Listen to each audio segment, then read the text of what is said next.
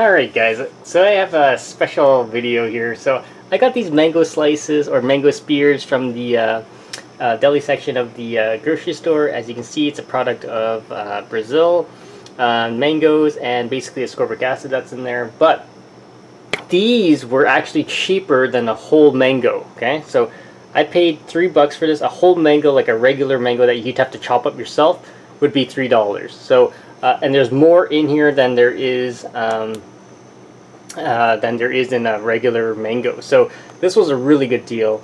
You know, if you guys, you should always check. But here's the nutrient panel, guys. And there's really, like it said, it's just mango slices. So let's open this up, and I'm going to do a quick taste test for you guys to see if there is a difference in any taste. So let's pop this open. There we go. Alright, see that? How easy that was? Alright, so yeah, this was cheaper than your regular mango. Let's see if it makes a difference on taste.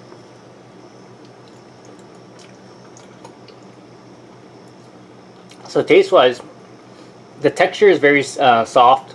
It's not hard. It's ripe technically, and